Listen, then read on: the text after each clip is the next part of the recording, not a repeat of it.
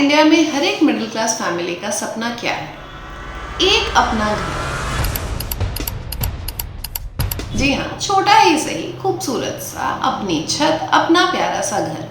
और सिर्फ घर ही नहीं, इंडिया में रियल एस्टेट आज वेल्थ क्रिएशन का सबसे बड़ा टूल बन चुका है। कोई फ्लैट खरीद रहा है, कोई किसी को जमीन समझ आ रही है वो जमीन खरीद रहे हैं, कोई कमर्शियल दुकान खरीद रहे हैं और कोई फार्मलैंड से पैसे कमा रहे हैं, पैसे बना रहे हैं।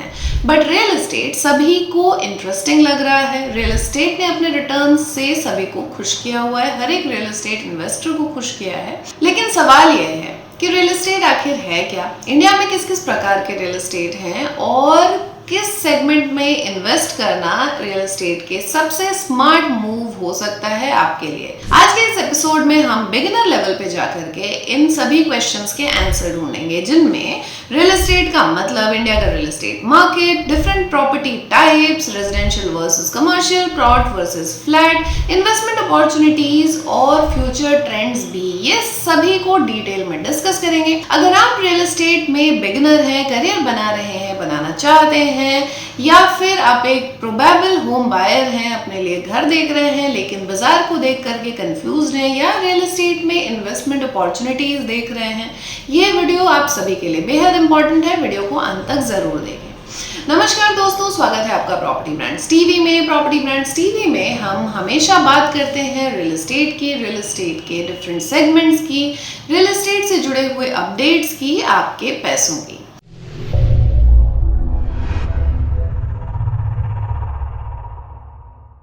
फिलहाल आज इसी टॉपिक पे विस्तार में बात करेंगे, समझेंगे कि रियल एस्टेट क्या है और कैसे काम करती है। सबसे पहले बेसिक समझते हैं।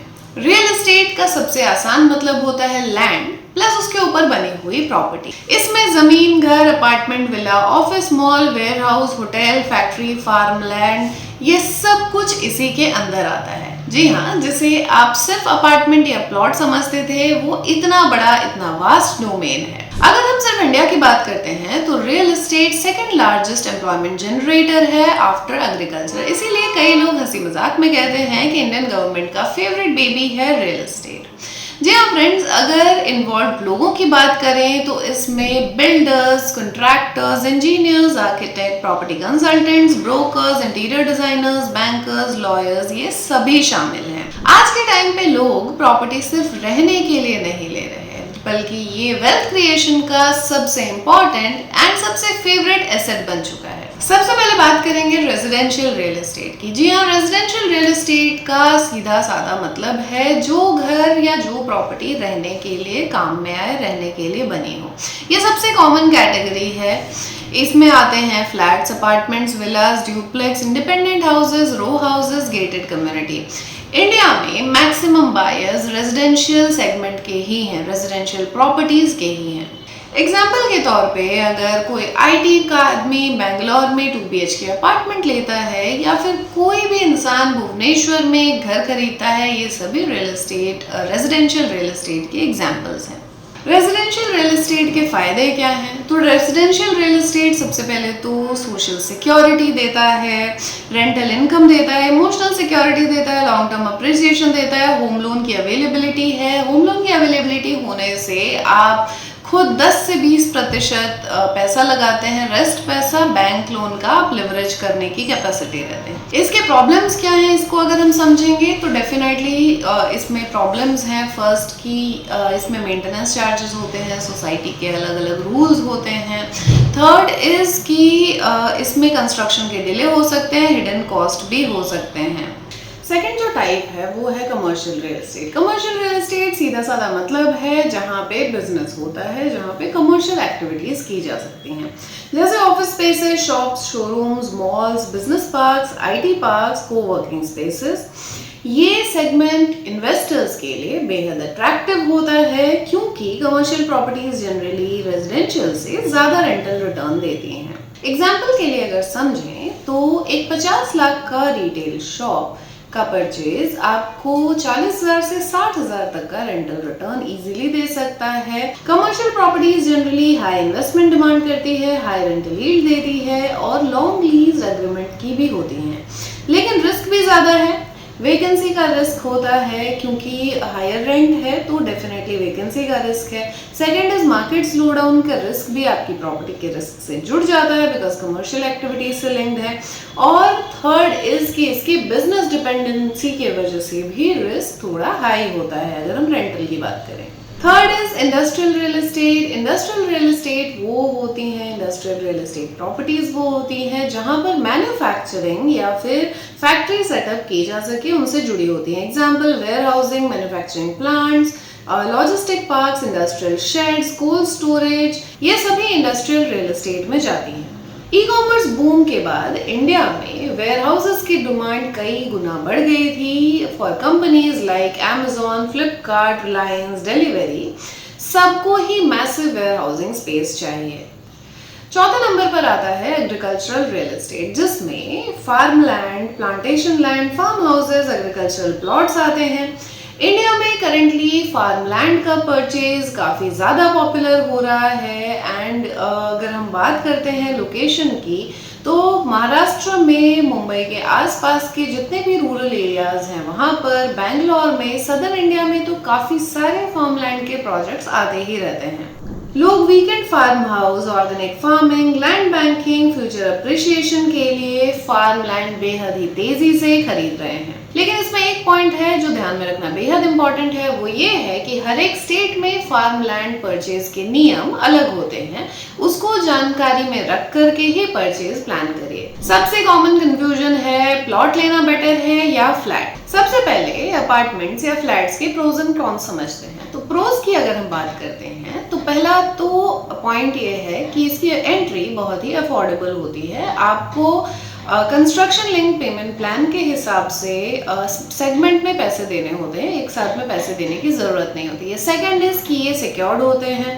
थर्ड इज इसमें आपको एमिनिटीज मिल जाती हैं, इजी मेंटेनेंस होता है और होम लोन का भी जो लिवरेज है वो इसमें आपको मिल जाता है। चलिए अब बात करते हैं प्लॉट्स की और उसके प्रोज एंड कॉन्स समझते हैं। तो अगर हम उसकी एडवांटेजेस की बात करें तो हायर अप्रिशिएशन पोटेंशियल होता है, full ownership of the land मिलती है और इसमें आपके पास जो सबसे इम्पॉर्टेंट चीज़ है वो ये है कि आपके पास फ्लेक्सिबिलिटी है बिल्ड करने की, आप कुछ भी बना सकते हैं एंड बेस्ड ऑन क्या लैंड टाइप है, क्या लोकेशन है, कितनी चौड़ी रोड है, आप इसका end to end full advantage ले सकते हैं। इसके डीमेरिट्स क्या हैं, इसके कॉन्स क्या हैं? तो जो सबसे पहला डीमेरिट है वो ये है कि आपको कोई रेंटल रिटर्न नहीं देती है, किसी भी तरह का रिटर्न ये इमीडिएटली आपको नहीं देती है। सेकंड इज कि एनक्रोचमेंट का रिस्क हमेशा रहता है किसी भी प्लॉट में या किसी भी लैंड की प्रॉपर्टी में। एंड थर्ड जो इम्पॉर्टेंट चीज़ है वो ये है कि अगर आप कोई डेवलपमेंट कर रहे हैं या प्लान कर रहे हैं तो there are lot of development delays जो कि आपको इवेंचुअली प्रॉफिट पे कॉस्ट करती हैं। अब बात करते हैं विलास की। तो विला खरीदने के फायदे क्या हैं? तो विला के फायदे ये हैं कि लग्जरी लाइफस्टाइल होता है, लैंड ओनरशिप भी रहती है, प्राइवेसी भी मेंटेन होता है। इसके जो डीमेरिट्स हैं वो क्या है कि ये बिकॉज विलास की डिमांड ज़्यादा होती है, लैंड भी मिलता है साथ में, तो इसीलिए ये एक्सपेंसिव होती है। सेकेंड इज विला प्रॉपर्टी में भी मेंटेनेंस जो है वो काफ़ी डिफिकल्ट होता है। हमारा जो अगला सेगमेंट है उसमें ये बात करेंगे कि रियल एस्टेट से पैसे कैसे बनते हैं, जो कि इस पूरे साइकिल का सबसे इम्पॉर्टेंट पार्ट है। तो इसमें मेनली 3 तरीके से पैसे बनते हैं। पहला आपका value appreciation, second is the rental income and third is developmental growth. जी हाँ, वैल्यू अप्रिसिएशन का सीधा साधा सा मतलब है आपने 50 लाख की एक प्रॉपर्टी खरीदी, अगले 5 सालों के बाद वो प्रॉपर्टी 80 लाख की हो गई, हो गया आपका वैल्यू अप्रिसिएशन। रेंटल इनकम की बात करें तो अगर आपने आपकी प्रॉपर्टी को रेंट पे दिया, आपको डेफिनेटली हर महीने कुछ ना कुछ रिटर्न आ रहा है, एक फिक्स्ड अमाउंट रेंट स्वरूप आपको मिल रहा है, that can become your passive income source as well. तो ये हो गया आपका rental. Third is development growth. तो highway, metro, IT park, business park कुछ भी आ जाने से लैंड के प्राइसेस एक्सप्लोड हो जाते हैं। इसमें कई सारे बेहतरीन केस स्टडीज एंड एग्जांपल हैं हमारे पास, जैसे कि नोएडा एक्सप्रेसवे, हैदराबाद, भुवनेश्वर के आउटस्कर्ट्स की बात करें तो आज कीमतें आसमान छू रहे हैं। न्यू गुड़गांव, ढोलेरा, अयोध्या जैसे शहर को हम गिन सकते हैं। इन एरियाज में इंफ्रास्ट्रक्चर ने प्रॉपर्टी की कीमतों को मल्टीपल टाइम्स बढ़ा दिया। अगला जो हमारा सेगमेंट है उसमें ये बात करेंगे कि रियल एस्टेट इन्वेस्टमेंट से जुड़े हुए रिस्क क्या हैं। तो जैसे हर एक इन्वेस्टमेंट फॉर्म के साथ होता है, कोई ना कोई रिस्क डेफिनेटली उससे जुड़ा हुआ होता है। Similar is with real estate. तो रियल एस्टेट के जो कॉमन रिस्क हैं वो इंक्लूड करते हैं fraud projects, legal dispute, delayed possession, poor construction quality, over supply या फिर रॉन्ग लोकेशन चॉइस। इसीलिए कोई भी प्रॉपर्टी खरीदने से पहले सबसे पहले आप उसका रेरा अप्रूवल स्टेटस चेक करें। सेकंड इज की डॉक्यूमेंट्स, बाकी के जो डॉक्यूमेंट्स हैं उनकी क्लैरिटी को चेक कीजिए, बैंक लोन अवेलेबल है या नहीं चेक कीजिए, और आप किस सेगमेंट की प्रॉपर्टी ले रहे हैं, if it is residential, commercial या इंडस्ट्रियल। डेफिनेटली उस बेसिस पे मार्केट ट्रेंड करेंटली क्या है इसे समझिए। ज़रूरत है तो आप किसी एक्सपर्ट से ज़रूर ही कंसल्ट करें। अब समझते हैं इंडिया में रियल एस्टेट का फ्यूचर क्या है। तो डेफिनेटली हम ये बात कई बार ही कर चुके हैं कि इंडिया में आने वाले सालों में रियल एस्टेट का फ्यूचर बेहतरीन है, बहुत ही ब्राइट है, डिमांड बढ़ने वाली है। ऑफ कोर्स हम ग्लोबल क्राइसिस की वजह से ये भी बात कर रहे हैं कि मार्केट में प्राइसेस ऊपर जा रहे हैं, कंस्ट्रक्शन कॉस्ट ऊपर जा रहा है, लेकिन इंडियन रियल एस्टेट ने कभी भी अपने जो इन्वेस्टर्स हैं उन्हें निराश नहीं किया है। India currently rapid urbanisation, smart cities बनाने पे, एक्सप्रेसवेज बनाने पे, मेट्रो एक्सपेंशन करने पे, डेटा सेंटर्स आ रहे हैं, कई सारे ईवी इकोसिस्टम बना रहा है इंडिया, और इंडस्ट्रियल कॉरिडोर्स भी बहुत फास्ट तरीके से ग्रो कर रहे हैं। तो डेफिनेटली ये सारी चीज़ें रियल एस्टेट के ग्रोथ के साथ, रियल एस्टेट सेक्टर के डेवलपमेंट के साथ डायरेक्टली लिंक्ड हैं। अगर आप एक बिगिनर हैं तो रियल एस्टेट को केवल घर खरीदना मत समझिए, आप इसे समझिए वेल्थ क्रिएशन का सबसे इंपॉर्टेंट एसेट। पैसिव इनकम का सोर्स है रियल एस्टेट, और फाइनेंशियल फ्रीडम का सबसे पावरफुल मीडियम है। कमेंट करके हमें ज़रूर बताइए कि आप फ्यूचर में क्या लेना पसंद करेंगे, प्लॉट, फ्लैट, विला या कोई कमर्शियल प्रॉपर्टी।